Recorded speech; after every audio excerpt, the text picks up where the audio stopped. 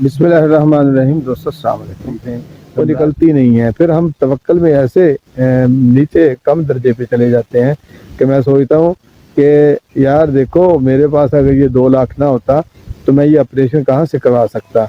हालांकि ये नहीं सोचा कि ये 2 लाख मैंने साल का जो महीने का जो है ना रमज़ान शरीफ में मुनाफा नजायज़ मुनाफाखोरी करके कमाया है, वो रब ने निकालने का सबब बनाया है।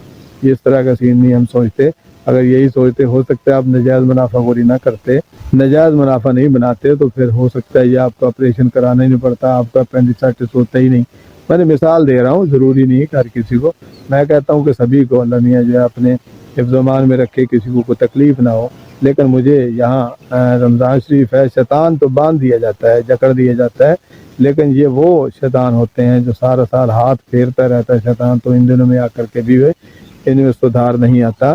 देखें, एक बहाना बनता है, कुदरत आपकी तरफ पलटने, अपनी तरफ पलटने का एक सबब बनाती है, नेकी का सबब बनाती है। तो आपको जो है थोड़ा, अगर हमने कुछ कर लिया, सारा साल हम कमाते ही हैं यार। नॉन मुस्लिम जो है हमारे लिए जो है, ईद आती है, रमज़ान शरीफ आता है, तो वो कीमतें जो हैं वो कम कर देते हैं। ईद आती है तो हमारे 1/4 कर देते हैं, 1/2 कर देते हैं। वो लोग कर देते हैं यार, नॉन मुस्लिम होते हुए।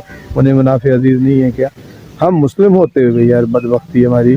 यहाँ मुझे ये कहना पड़ता है कि मुझे, मेरा दिल जो है वो काला हो गया हुआ है, मैं गुनाहों में इतना लिथड़ा हुआ, इतना काला हो गया हूँ, मुझे सही का अदराक ही नहीं होता। मुझे फिर कुदरत जो है सही की तरफ पलटने देती नहीं है, शायद ऐसा कुछ सीन बन जाता है।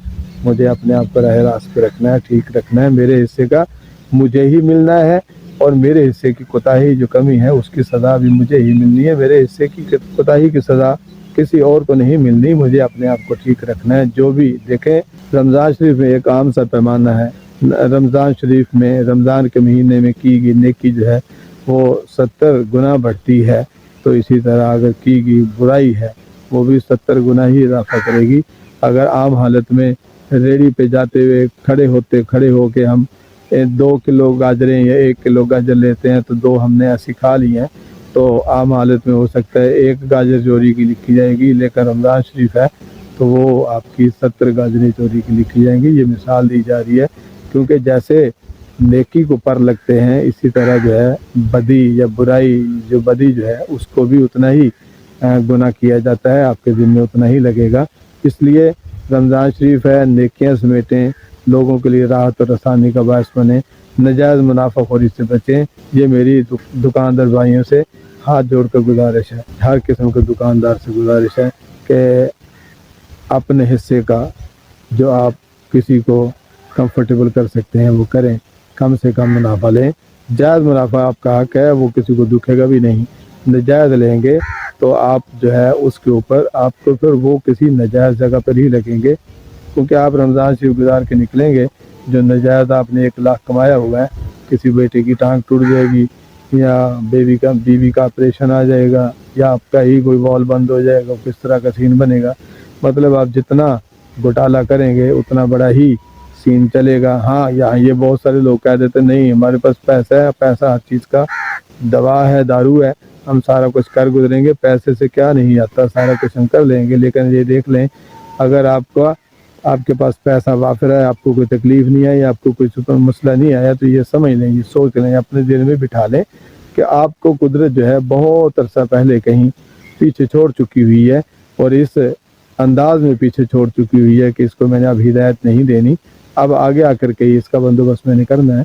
तो आप इस चीज़ को भी सोचने की फिर ज़रूरत है। अगर तकलीफ़ों से हम निकल गए हैं, परेशानी हम निकल गए हैं, हमें नहीं आती, तो ये समझ लें कि कुदरत ने आपके ऊपर से हाथ उठा लिया है, और छोटी मोटी नेकियां आप जो करते हैं उसका सिला और बदला यही है।